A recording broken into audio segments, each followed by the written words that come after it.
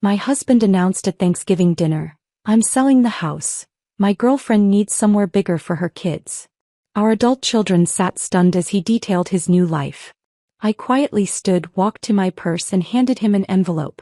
"Since you're making announcements." Inside the envelope were. The cranberry sauce was still bubbling on the stove when Taylor's phone buzzed for the 7th time that morning. I watched him glance at it through the kitchen doorway, his face lighting up in a way I hadn't seen in months. Not for me anyway. "Honey, could you help me move the turkey?" I called out, wrestling with the 20-pound bird that had been roasting since dawn. The kitchen smelled like sage and butter, exactly the way my mother's had when I was Faith's age. I'd been up since 5, determined to make this Thanksgiving perfect. "In a minute," he muttered, thumbs flying across his screen. I hefted the turkey myself, feeling the familiar ache in my lower back that reminded me I wasn't 25 anymore. 47 years old, and my husband couldn't tear himself away from his phone long enough to help me with the meal I'd spent a week planning. But I swallowed the irritation. Today was about family. Hunter had driven in from Chicago the night before, looking handsome in his new suit jacket but tired around the eyes. His consulting job was demanding, but he'd made the effort to be here.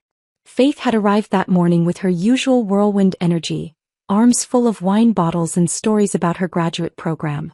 Seeing them both at our dining room table again, laughing and catching up, made every hour of preparation worth it. The dining room looked picture perfect. I'd used my grandmother's china, the delicate blue pattern that only came out for special occasions. The centerpiece was a cornucopia I'd spent 2 hours arranging with miniature pumpkins, autumn leaves and battery-operated candles that flickered like real flames. Taylor had walked past it 3 times without a single comment. "Mom, this stuffing is incredible," Hunter said, helping himself to a second serving. "Is this the same recipe Grandma used?" "With a few modifications," I smiled, watching him savor each bite. "I added some dried cherries this year." Faith raised her wine glass. "To Mom for pulling off another Thanksgiving miracle." Her cheeks were flushed from the Pinot Noir, and she looked so young and happy that my heart squeezed. We clinked glasses and for a moment, everything felt right. This was what I'd imagined when I was folding napkins at 6 in the morning, when I was hand-mashing potatoes instead of using the mixer because they tasted better that way. This warmth, this connection, this sense of belonging. Taylor's phone buzzed again. He glanced at it and something shifted in his expression. "Everything okay, Dad?" Faith asked, noticing his distraction. "Fine," he said quickly, sliding the phone into his pocket. But his leg was bouncing under the table the way it did when he was anxious about something. I'd been married to this man for 23 years. I knew his tells. The way he cleared his throat when he was about to say something difficult. The way he avoided eye contact when he was hiding something. The way he straightened his shoulders when he was about to make a pronouncement he thought was important. He was doing all 3 right now. "Actually," Taylor said, standing up so abruptly that his chair scraped against the hardwood floor. The sound cut through our conversation like a knife. Hunter and Faith looked up at him, forks halfway to their mouths. He cleared his throat. There was. "I have something to tell everyone." His voice had that forced casualness he used in business meetings, the tone that said he'd rehearsed this moment. My stomach dropped. "Taylor," I said quietly, "can't this wait until after dinner?" He didn't look at me. "I'm selling the house." The words hit the table like a physical blow. Faith's wine glass froze halfway to her lips. Hunter's fork clattered against his plate. "What?" Faith whispered. But Taylor wasn't finished. He was looking past us now as if he were addressing a boardroom instead of his family. "Holly and the kids need more space. Jack is 8 now, Joel's 6 and little Elise just turned 4.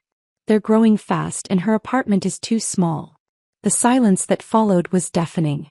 I could hear the grandfather clock ticking in the hallway, the distant hum of the refrigerator, the sound of my own heartbeat in my ears. "Holly." He'd said her name in our dining room at our Thanksgiving table in front of our children. The woman whose existence I'd been pretending not to know about for months. Hunter's face had gone pale.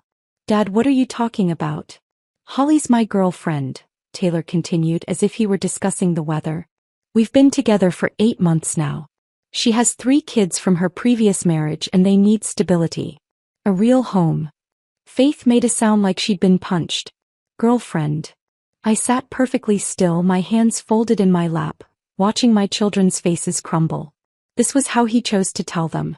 Not privately, not gently, not with any consideration for their feelings. Like a business transaction. The house will sell quickly in this market, Taylor went on, oblivious to the devastation he was causing. Holly found a beautiful place in Westfield with a big backyard and good schools. 5 bedrooms, 3 baths. The kids will love it. What about us? Faith's voice was barely a whisper. What about Mom? Finally, Taylor looked at me. There was something almost defiant in his expression, as if he expected me to make a scene. To cry or scream or beg. To give him a reason to paint me as the hysterical wife who couldn't handle his happiness. Instead, I stood up slowly, calmly, and walked to my purse on the kitchen counter. My hands were steady as I retrieved the envelope I'd been carrying for 3 weeks, waiting for the right moment. Or maybe waiting for the worst moment, which apparently was now. I walked back to the table and placed the envelope next to his plate, right on top of the gravy stain he'd made during his little speech. Since you're making announcements, I said quietly, meeting his eyes for the first time all day. Then I sat back down, picked up my fork and took a bite of sweet potato casserole.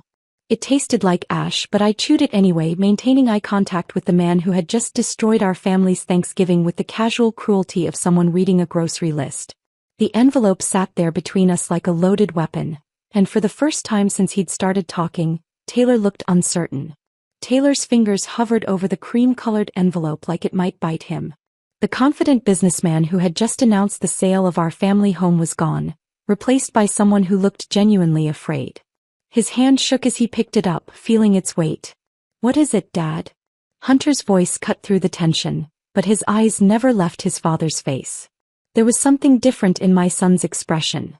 A hardness I'd never seen before. The man he'd looked up to his entire life had just revealed himself to be a stranger. Taylor turned the envelope over, examining the seal. I'd written his name in my careful cursive, the same handwriting that had signed birthday cards and anniversary notes for over 2 decades. But this felt different. Final. Jordan, what? He started, but the words died in his throat when he looked at me. I kept my expression neutral, almost serene. Let him wonder. Let him sweat. Faith was studying both of us, her wine glass forgotten in her hand. Mom, are you okay? Her voice was small, vulnerable. She was still processing her father's bombshell, trying to understand how her world had just shifted on its axis. I reached across the table and squeezed her free hand. I'm fine, sweetheart. And surprisingly, I was. For the first time in months, I felt completely in control. Taylor slipped the envelope into his jacket pocket without opening it. The relief on his face was almost comical, as if postponing the inevitable would somehow make it disappear. But I could see the curiosity eating at him, the way his hand kept drifting back to his pocket. Aren't you going to open it? Hunter asked, his tone carrying an edge that made Taylor flinch. Later, Taylor mumbled, reaching for his water glass.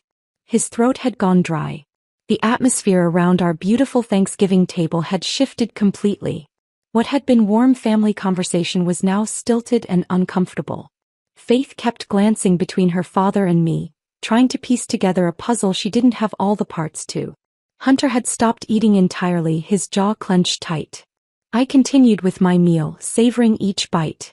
The turkey was perfectly moist, the stuffing had just the right amount of herbs, and the cranberry sauce had that perfect balance of tart and sweet. All those hours of preparation hadn't been wasted after all. This meal would definitely be memorable. So, I said conversationally, cutting another piece of turkey, how long has Holly been helping you make decisions about our home? Taylor's fork clattered against his plate. Jordan, not now. When then? I asked, my voice still calm. After you've packed my belongings? After you've changed the locks? Faith's wine glass hit the table harder than she intended. You're really doing this? You're really leaving Mom for some woman with kids? It's complicated, Taylor said, the classic response of a man who knew he was wrong but couldn't admit it. No, Hunter said firmly, it's really not complicated at all. That's when Taylor's phone started buzzing. He glanced at the screen and I saw her name flash across it. Holly. Even now, even in the middle of destroying his family, she couldn't leave him alone for one meal. The phone buzzed again. And again. Answer it, I said quietly. Don't let us stop you from attending to your priorities. He declined the call, his face flushing red. It's work. Faith actually laughed, but there was no humor in it. On Thanksgiving? At 7 p.m.? The phone buzzed a fourth time. Taylor's composure was cracking. He kept touching his pocket where the envelope lay hidden, his leg bouncing more frantically under the table. You know what? Hunter stood up abruptly, his napkin falling to the floor. I've lost my appetite. He looked at his father with such disappointment that even I felt it. 23 years of marriage, Dad. 23 years of what I thought was a happy family. And you announce your affair at Thanksgiving dinner like you're discussing quarterly earnings. Hunter, you don't understand. I understand perfectly. Hunter's voice was cold, controlled. You decided your happiness was worth more than Mom's dignity. Worth more than our family traditions. Worth more than looking your children in the eye without lying. Taylor opened his mouth to respond, but Hunter was already walking away. We heard his footsteps on the stairs, then the firm click of his childhood bedroom door closing. Faith's eyes were bright with unshed tears. Daddy, she whispered, using the name she hadn't called him in years, how could you do this to us? For a moment, Taylor's mask slipped completely. I saw regret flicker across his features, genuine pain at hurting his daughter. But then his phone buzzed again and the moment was gone. This time he answered it. I can't talk right now, he said in a low voice, turning away from the table. But Faith and I could hear Holly's voice through the speaker, sharp and demanding. We couldn't make out words, but the tone was clear. She wasn't happy about being ignored. I said I can't talk, Taylor repeated, his voice strained. He ended the call and immediately turned his phone face down on the table. The silence that followed was deafening. Faith was staring at her father like she was seeing him for the first time. I continued eating, letting the quiet stretch between us. Sometimes silence said more than words ever could. Finally, Faith spoke. I think I need some air. She stood up carefully, her movements deliberate and controlled. Mom, would you like help clearing the table? That's all right, sweetheart. Go get some fresh air. After she left, it was just Taylor and me, sitting across from each other at the table where we'd shared countless meals, celebrated birthdays, helped our children with homework, planned our future. The envelope in his pocket might as well have been a ticking bomb. Jordan, he said finally, we need to talk. I looked at him, really looked at him, for the first time in months. When had he become so much of a stranger? When had the man I'd loved enough to build a life with turned into someone who could devastate his family over dessert and pie? No, I said simply, standing and beginning to stack the plates. We really don't. That night I went to bed early and locked the bedroom door behind me. I could hear Taylor pacing downstairs, probably trying to work up the courage to open the envelope.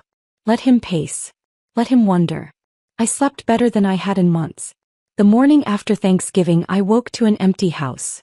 Taylor had left before dawn, probably to avoid facing the envelope still burning a hole in his jacket pocket. I made coffee in the quiet kitchen, watching steam rise from my mug as memories I'd been suppressing for months finally surfaced. It had started in March. Such an ordinary Tuesday when everything began to unravel, though I didn't know it then. Taylor came home 3 hours late, his collar slightly wrinkled, claiming the client meeting had run over. I'd heated his dinner in the microwave, asked about his day, listened to his tired responses. The perfect trusting wife. But something felt off. Maybe it was the way he avoided my eyes, or how he showered immediately instead of collapsing on the couch like usual. Small things. Tiny fractures in our routine that I explained away because the alternative was too terrifying to consider. The late nights became a pattern. Big presentation tomorrow, he'd say, grabbing his laptop bag. Don't wait up. I'd lie in bed listening for his car in the driveway, checking the clock as midnight turned to 1 a.m. then 2. When I asked about the long hours, he'd sigh heavily, making me feel guilty for questioning his dedication to providing for our family. April brought the canceled plans. Our anniversary dinner reservation at Chez Laurent, the restaurant where he'd proposed 24 years ago, got postponed because of an emergency client crisis. The theater tickets Faith had given us for my birthday went unused when Taylor suddenly had to fly to Denver. Each disappointment came with elaborate apologies and promises to make it up to me later. Later never came. Holly Morrison first appeared as a name in casual conversation. Holly from accounting thinks we should restructure the quarterly reports. Holly suggested a new software system for tracking clients. Just another colleague in Taylor's expanding firm, someone whose opinion he valued professionally. Then I started seeing her in his phone. The first photo was innocent enough. A group shot from the office Christmas party I'd skipped because of the flu. Holly was blonde, petite, standing just close enough to Taylor to catch my attention. She had the kind of bright, unlined face that spoke of someone at least 10 years younger than my 47. But it was the second photo that made my stomach drop. Taylor and Holly at what looked like a coffee shop, her 3 young children clustered around them. She was laughing at something he'd said, her hand resting on his arm, while a little girl with pigtails sat on his lap like she belonged there.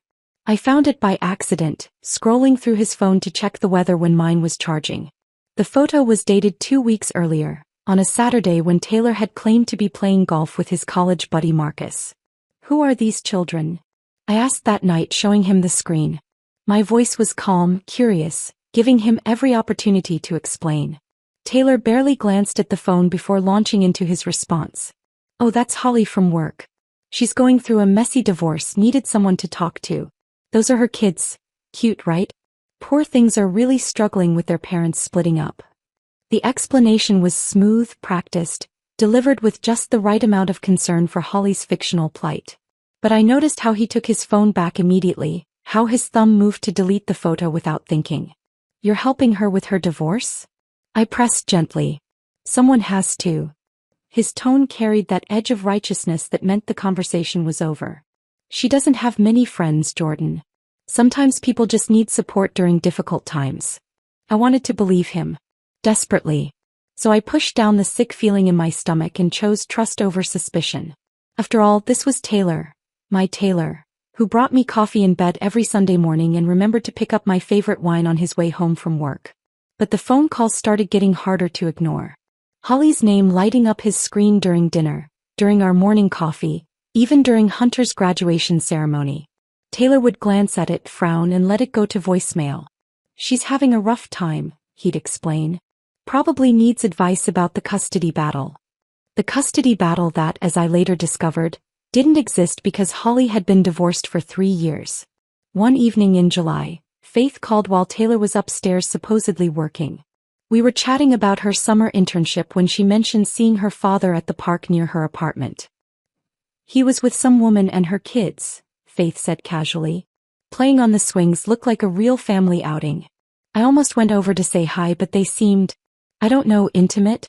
Like I'd be interrupting something private." My hands went cold. "What did the woman look like?" "Blonde, pretty, younger than you. The kids were adorable. 2 little boys and a girl. Dad was pushing the girl on the swing and she was giggling like crazy. It was actually really sweet, but..." Faith's voice trailed off. "But what, honey?" It was weird seeing Dad with other people's children. He seemed so natural with them, like he'd done it 100 times before. And the way the woman was looking at him. Faith paused. "Mom, is everything okay between you and Dad?" I lied smoothly, protecting both my daughter and myself. "Everything's fine, sweetheart. Dad probably just ran into his coworker and her kids. You know how he is with children." But after I hung up, I sat in the darkened living room for hours, pieces of a puzzle I'd been refusing to see finally clicking into place. The late nights, the canceled plans, the constant phone calls, the photos, and now this. My husband playing family with another woman's children while I sat at home wondering where our marriage had gone wrong. That's when I stopped fighting for his attention and started paying attention instead. I listened when he talked, noting the small inconsistencies in his stories. I watched his face when his phone rang, recognizing the different expressions he wore for different callers. I began to document the changes in our finances, the unexplained withdrawals, the credit card charges from restaurants I'd never been to, the mysterious cash purchases that never had explanations. The word downsizing first came up in September. Taylor mentioned it casually over breakfast like he was discussing the weather. "Housing market's pretty hot right now," he said, not looking up from his tablet. "Might be smart to think about downsizing while we could get top dollar for this place." I knew then. The way he avoided my eyes, the careful casualness of his tone, the timing of it all. He wasn't planning to downsize with me. He was planning to upsize with someone else. But Taylor had made one crucial mistake in all his careful deception. He'd assumed I would remain the passive, trusting wife who swallowed every lie and accepted every excuse. He thought I'd sit quietly while he dismantled our life piece by piece. He had no idea that I'd already made an appointment with Clayton Richards, the best divorce attorney in the state. Clayton Richards' office smelled like leather and expensive cologne, the kind of place where powerful people came to dismantle their lives with precision.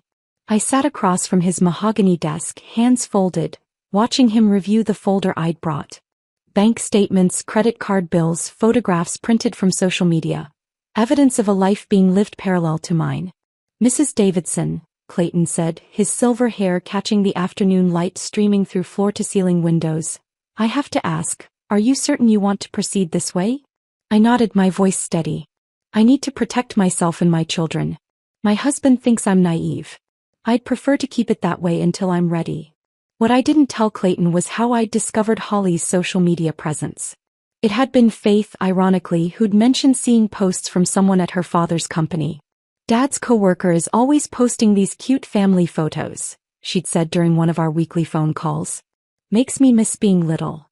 The name Holly Morrison had stuck in my mind until curiosity finally won. One evening while Taylor worked late, or claimed to, I'd searched for her online. What I found made my coffee go cold in my hands. Holly wasn't just posting family photos. He was crafting a narrative. Pictures of her children at parks I recognized, restaurants Taylor had mentioned visiting for work lunches, even the ice cream parlor where he'd taken Hunter and Faith when they were small. But it was the captions that truly stung. "Sunday adventures with my favorite people," she'd written beneath a photo of her daughter on the same swing set where Taylor had pushed Faith 20 years ago. The little girl was laughing, her blonde pigtails flying, while a man's hands I'd recognize anywhere, steadied her from behind. Another post showed her boys building sandcastles at the beach. "Teaching them that new beginnings can be beautiful," was the caption, posted the same weekend Taylor had told me he was attending a mandatory work retreat. In the background, barely visible but unmistakably there, was Taylor's distinctive blue polo shirt. The most devastating post came in October. A cozy dinner scene at what looked like Holly's apartment. Candles flickering on a small table, her children in matching pajamas surrounding a man whose face was carefully cropped out of frame. The caption read, "Grateful for the man who shows my babies what real love looks like. Some people come into your life and make you realize what you've been missing." 37 likes. 12 comments from friends and family celebrating her happiness, congratulating her on finding someone special. I'd sat staring at my laptop screen until my eyes burned, wondering how many of these people knew her someone special was married. But it was the financial evidence that truly revealed the scope of Taylor's deception. While our own credit cards maxed out and bills piled up unpaid, mysterious charges appeared on statements I'd never seen before. A joint account I'd discovered purely by accident when mail was delivered to our address for Mr. and Mrs. T. Davidson. Except the Mrs. wasn't me. I'd opened that envelope with shaking hands, finding statements for a credit card I'd never signed for, in both Taylor's name and Holly Morrison's. The charges painted a picture of domestic bliss. Grocery stores, toy stores, children's clothing retailers. $600 at a place called Little Dreamers Furniture. Probably bunk beds for her boys. $400 at Princess Palace Boutique. Undoubtedly for her daughter. Meanwhile, our mortgage payment had been late twice, and I'd had to use my own savings to cover the electric bill when Taylor claimed his direct deposit was delayed. The most painful discovery came when I found receipts in Taylor's jacket pocket. Not suspicious on their own, just everyday purchases from Target and CVS. But the items told a story that broke my heart. Children's Tylenol, character band-aids with princesses and superheroes, bedtime storybooks, even a receipt for a birthday cake with "Happy 4th Birthday, Elise," written in pink frosting. He was living a complete father's life with Holly's children while his own adult children wondered why he seemed so distant during family calls. I started documenting everything. Screenshots of social media posts, copies of financial statements, photographs of receipts. Not because I wanted to hurt him, but because Clayton had warned me that men like Taylor, successful, charming, well-connected, often tried to rewrite history during divorce proceedings. He'll claim the money was for legitimate business expenses, Clayton had explained during our second meeting. He'll say the social media posts are misunderstood, that he was just being friendly to a colleague going through a hard time. Men in his position are very good at controlling narratives. I kept everything in a safety deposit box at a bank across town, somewhere Taylor would never think to look. Every Friday I'd make my weekly deposits, adding new evidence to the growing pile. It felt like preparing for war, which I suppose it was. The breaking point came on our anniversary. October 15th.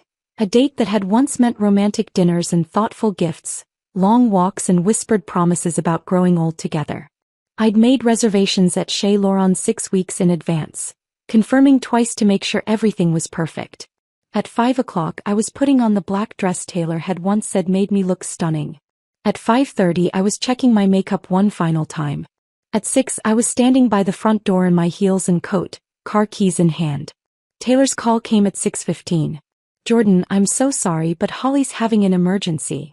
Complete breakdown about the custody situation. I can't leave her alone with the kids in this state. Can we postpone? Maybe this weekend?"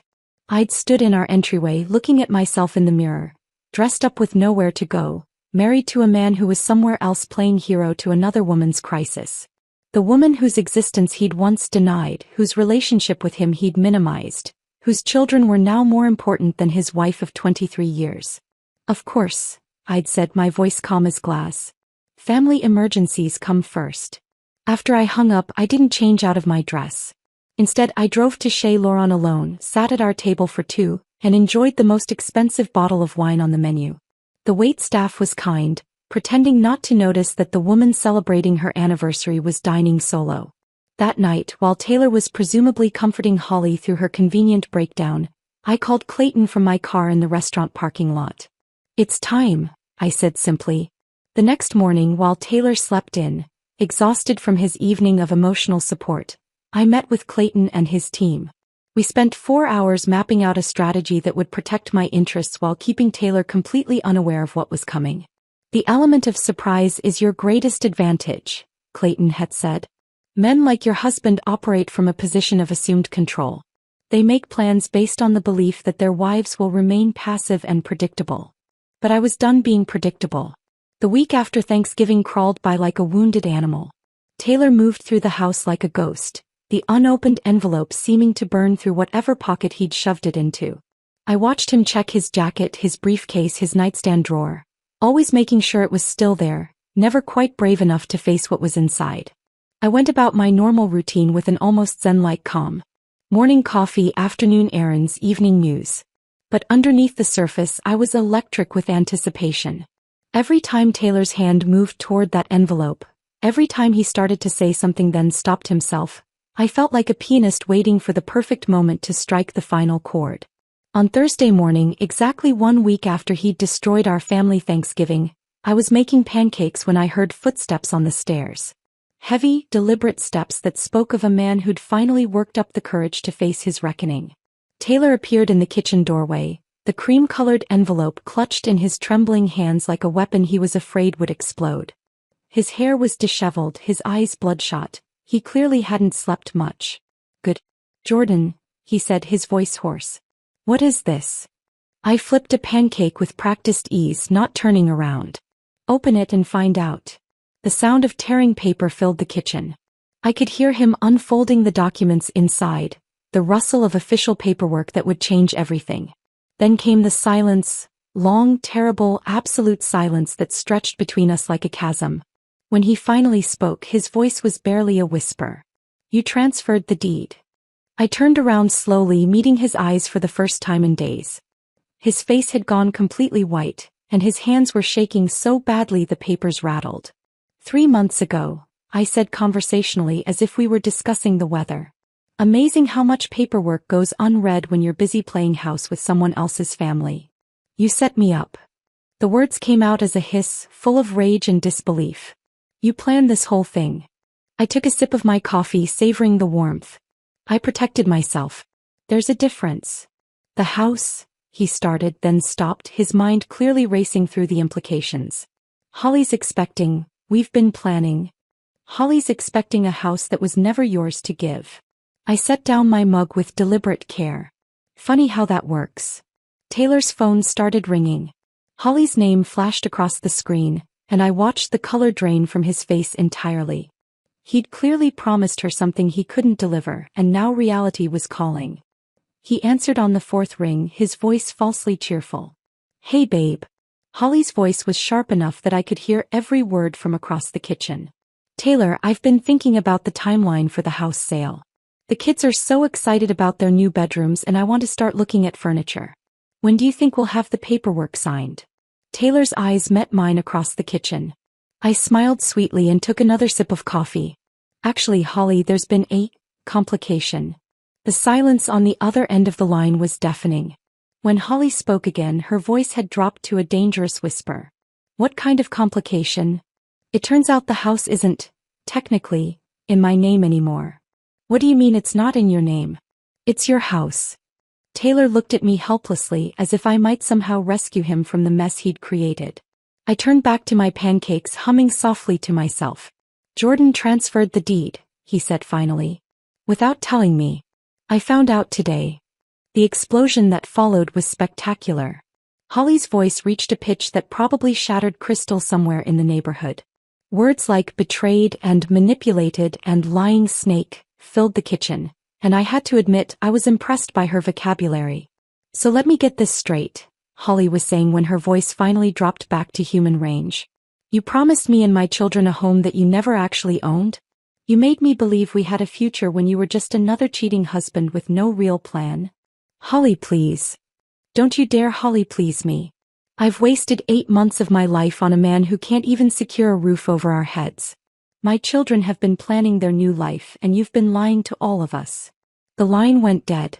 Taylor stared at his phone like it had bitten him, then slowly looked up at me. She hung up.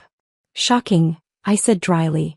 Who could have predicted that a woman looking for financial security might lose interest when the money disappears? His phone buzzed with a text message. Then another. And another.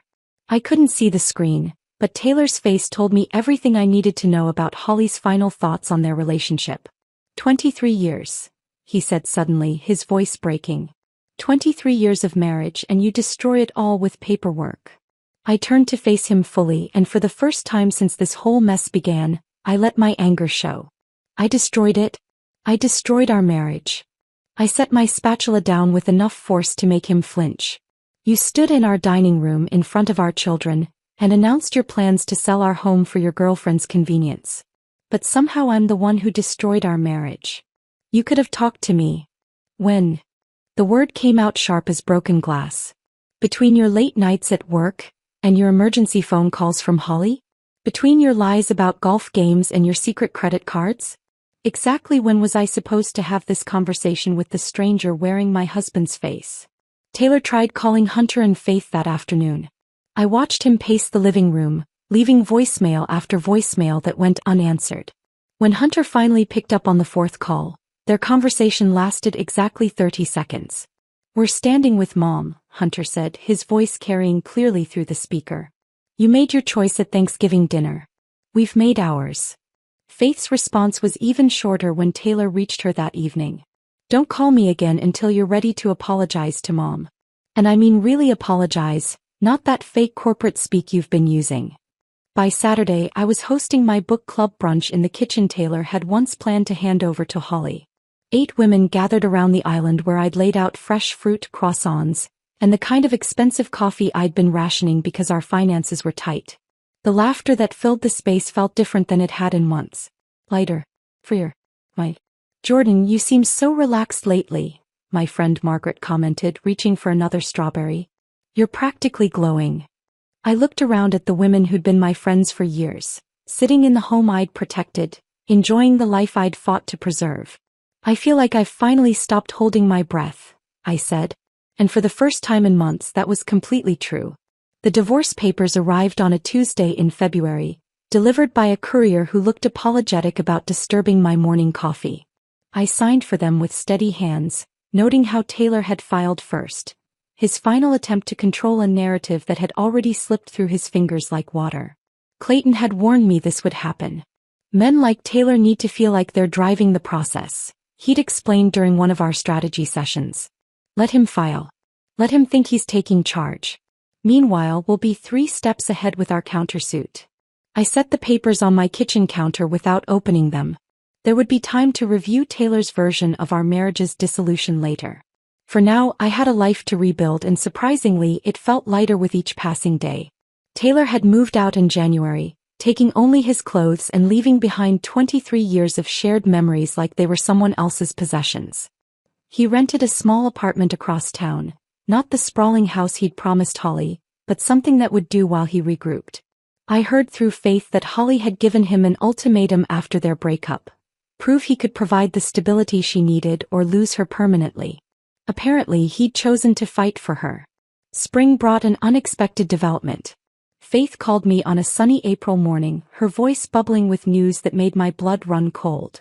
"Mom, you're not going to believe this," she said. "Dad's getting remarried. To Holly. In June." I nearly dropped my coffee mug. Remarried? Already? I know, right? The divorce isn't even final yet. But apparently Holly forgave him after he promised they'd start trying for a baby together.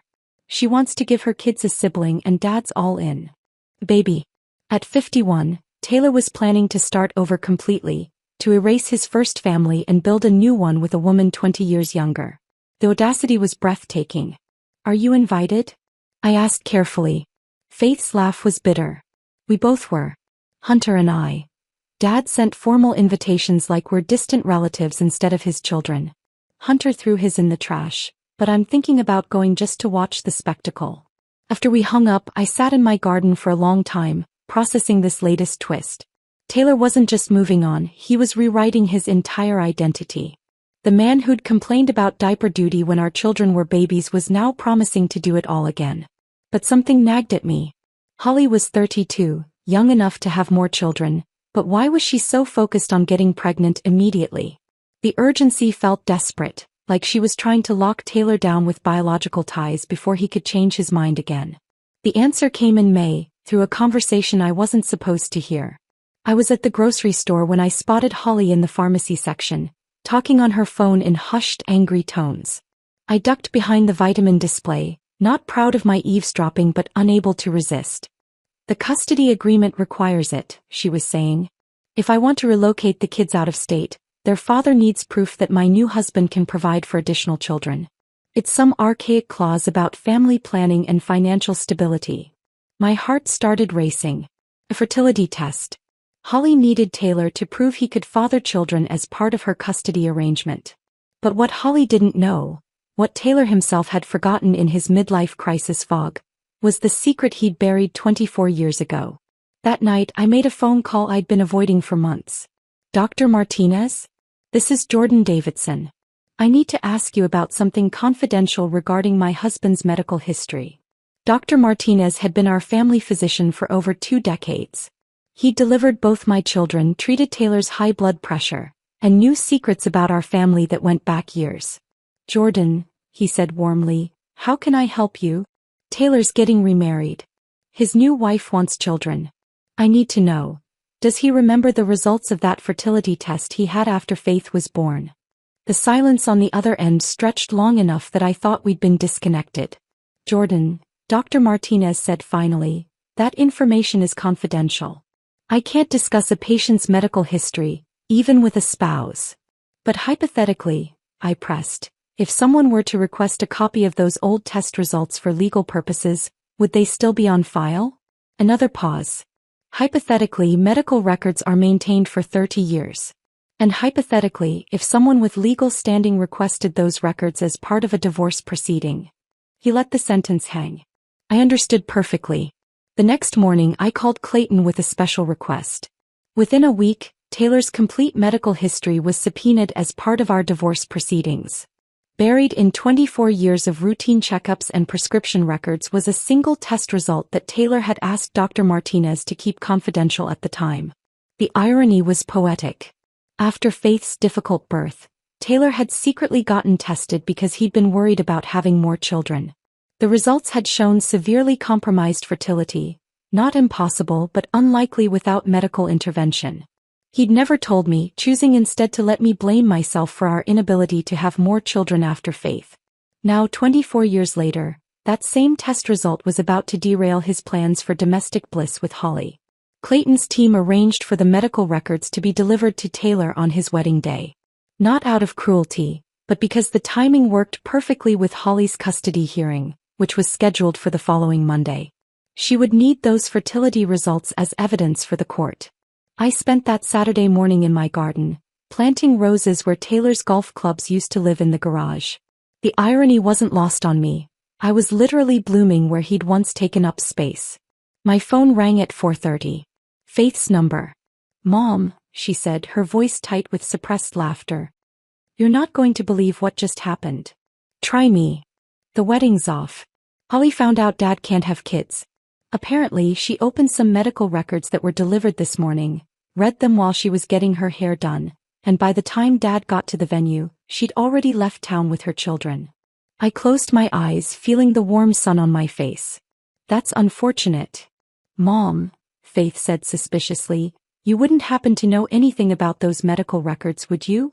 "Your father's medical history is his own business," I said truthfully. "If he chose not to share important information with his fiancée, that's between them." That evening, I sat on my front porch with Hunter and Faith, sharing a bottle of wine and watching the sunset paint the sky in shades of victory. Taylor was somewhere across town, probably sitting in an empty banquet hall, surrounded by centerpieces no one would see and a future that had evaporated like morning mist. Meanwhile, we were exactly where we belonged, in the home he'd tried to give away, building new memories on the foundation of the old ones, proving that sometimes the best revenge is simply refusing to let someone else's choices destroy your happiness. Karma, I'd learned, doesn't always arrive when you expect it. But when it does, it has perfect timing. The autumn leaves were just beginning to turn when I received the invitation in my mailbox. Cream-colored cardstock, elegant script, the kind of formal announcement that spoke of new beginnings and careful planning. Hunter's engagement party, scheduled for the first weekend in November at the country club where he'd learned to swim as a child. I ran my fingers over the embossed lettering, smiling at how life had come full circle. My son had found love with Sarah, a brilliant architect who made him laugh in ways I hadn't heard since he was a teenager. They'd been dating for 2 years, but something about this past year had solidified their relationship in a way that spoke of permanence and genuine partnership. Faith was thriving too. She'd graduated summa cum laude and landed a position at a prestigious environmental law firm in Seattle. Her voice during our weekly calls carried a confidence that hadn't been there before, as if watching me rebuild my life had given her permission to dream bigger for her own. The house had become truly mine in ways that went beyond legal documents. I'd repainted the living room in soft sage green, hung artwork I'd chosen without consulting anyone else's opinion, and converted Taylor's old office into a reading nook filled with plants and natural light. The space breathed differently now, unburdened by the weight of pretense and hidden resentments. My morning routine had evolved into something I actually looked forward to. Coffee on the back porch, 20 minutes of yoga in the sunroom, then whatever the day brought without the constant undercurrent of tension that had defined my marriage's final years. Some mornings I gardened. Others, I painted watercolors that would never hang in galleries but brought me quiet satisfaction. On Wednesdays, I volunteered at the women's shelter downtown, helping other women navigate the legal complexities of starting over. Clayton had become more than just my attorney. He'd become a friend whose wisdom extended far beyond legal strategy. Our professional relationship had ended when the divorce was finalized 6 months ago, but we still met occasionally for coffee to discuss books or local politics. He'd never remarried after his own divorce 15 years earlier, and while neither of us had broached the subject of anything beyond friendship, there was an ease between us that felt like possibility. Taylor's story had taken a different trajectory. After Holly's departure, he'd spiraled in ways that might have concerned me once upon a time. He'd lost his job 3 months after the wedding debacle, officially due to restructuring, but everyone knew his reputation for reliability had been shattered along with his personal life. His attempts to rebuild with Holly had failed spectacularly when she'd moved to Arizona with her children and a new boyfriend, leaving no forwarding address. I'd heard through Hunter that Taylor was working as a freelance consultant now, living in a studio apartment and driving a 10-year-old sedan. The man who'd once commanded boardrooms and planned other people's futures was learning what it meant to start over at 52 with nothing but his pride, and even that was damaged goods. But the most surprising development had come just last month. Taylor had called me directly for the first time since the divorce, his voice smaller than I'd ever heard it. "Jordan," he'd said, "I know I have no right to ask anything of you, but I need to know. Will you be at Hunter's engagement party?" The question had caught me off guard. Of course I will. He's my son. I want to come too, but I won't if it makes you uncomfortable. I know I've lost the right to claim space in our children's celebrations, but I'd like to try to rebuild some kind of relationship with them. If that's possible. I'd sat in my kitchen, looking out at the garden where Taylor's golf clubs used to live, considering my response. The woman I'd been a year ago might have used this opportunity to deliver one final blow, to remind him of everything he'd sacrificed for 8 months of midlife fantasy. But the woman I'd become understood that my peace didn't require his continued suffering. Taylor, I'd said finally, Hunter and Faith are adults. Their relationships with you are their choice to make. But I won't be the reason you can't try to repair what you broke with them. The engagement party arrived with perfect October weather, crisp air, brilliant blue sky, the kind of day that made everything seem possible. I chose a navy dress that made me feel confident without trying too hard, paired it with the pearl earrings my mother had given me, and drove to the country club with windows down and music playing. Hunter looked radiant in his charcoal suit, Sarah glowing beside him in a dress the color of champagne. They moved through the crowd like people who genuinely enjoyed each other's company, stopping to talk with friends and family who'd gathered to celebrate their future together. Taylor arrived halfway through the cocktail hour, looking uncertain as he stood in the doorway scanning the room. He'd lost weight and his hair had more gray than I remembered, but he'd dressed carefully for the occasion. When Hunter spotted him, I watched my son's face carefully, trying to gauge his reaction. What I saw surprised me. Not forgiveness exactly, but something softer than the anger that had defined their relationship for the past year. Hunter approached his father with Sarah at his side, and they talked quietly for several minutes before Hunter introduced Sarah to the man who'd missed so much of their courtship. Faith joined them a few minutes later, and I watched from across the room as my children made their own choices about redemption and second chances. They were gracious but not effusive, polite but not warm. Taylor would have to earn his way back into their lives one conversation at a time, and there were no guarantees he'd succeed. As the evening wound down, I found myself standing on the terrace overlooking the golf course where Taylor had once spent his Saturday mornings. The irony wasn't lost on me.